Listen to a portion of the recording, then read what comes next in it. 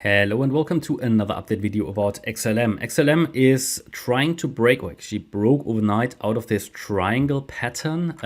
You know that we are not really focusing too much on this trend line, more on the Fibonacci support levels. However, this certainly has some bearish implications. We want to talk about that. So far, we haven't really had a sustained or confirmed breakout to the upside. Let me just move that across. And let's talk again about the two different scenarios that we also discussed in previous updates. So first of all, on this chart, we discussed in previous videos that we had a third wave top here. That was on the 13th of July. We expected price to get into this support region. It did that and rallied. Not really impulsively. And also time-wise, it was a bit too short. So we considered, okay, this was a wave 4. Yes. And then here the move up as an A wave of already the next wave up, the wave 5. Okay. Why is that important? So here actually wave 5. After this wave 4 swing low, we expected a wave 5 to start. That was one scenario, actually the primary scenario. It is still, in my opinion, something to consider, but it needs to follow through now. Then we expected the B wave to the downside to unfold, which happened, yeah, and the C wave to the upside is sort of what should unfold now, ideally in a more direct fashion. Yeah, if the breakout happens in a more direct fashion, we want to see it in 5 waves right now, because we already completed an A wave, a B wave, and the C wave is the last wave up that we need to complete this 5th wave.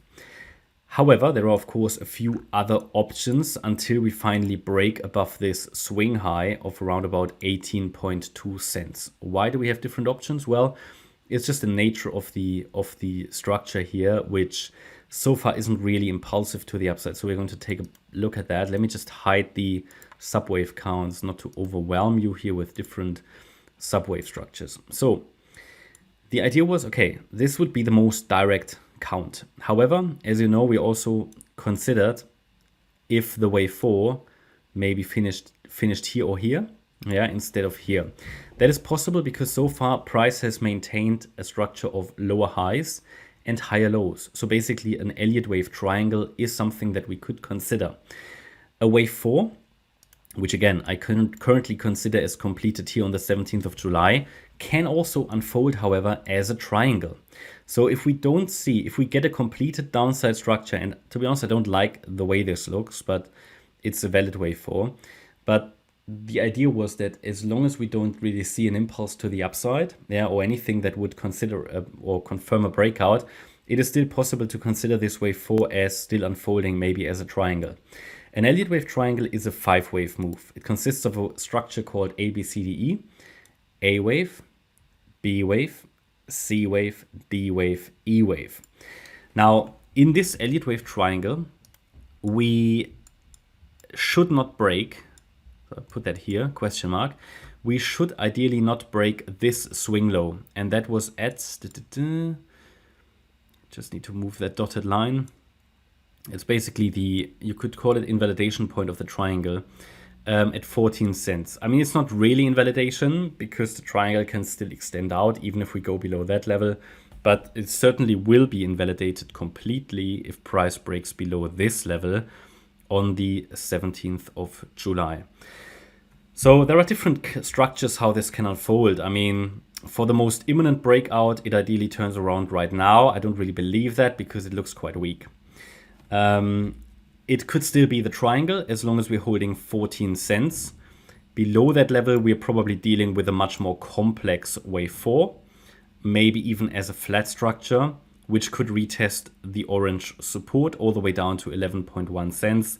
But if that breaks, I think that's it. So basically, we're moving up the stairs here in our support areas. But if one breaks, the previous one becomes relevant again. Okay, I hope that makes sense. Overall, and I might move that across here, overall relevant support here, as it has been in the beginning for this wave 4, in case it wasn't finished, is still the 11.1 cent level. But below that level, I've got nothing short-term bullish left on this chart. Bear in mind that the context of this chart is not bullish anyway long-term. Yeah, I'm skeptical about this one. So talked about that in previous videos and might make another long-term update. By the way, I'm going to take out this box because we have an overlap, and I just want to make it crystal clear that this is still a support area that is relevant, even if we lose micro support, okay? Just has to do with the situation that in such a diagonal structure that we're tracking, we have to allow a deeper retracement for a wave 4.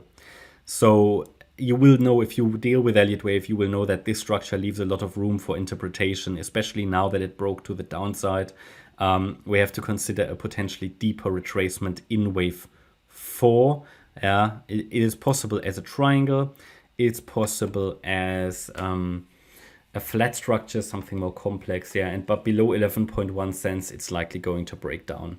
And then we're coming back to the 9 cent level, but then, yeah, it looks like it then topped in 3 waves.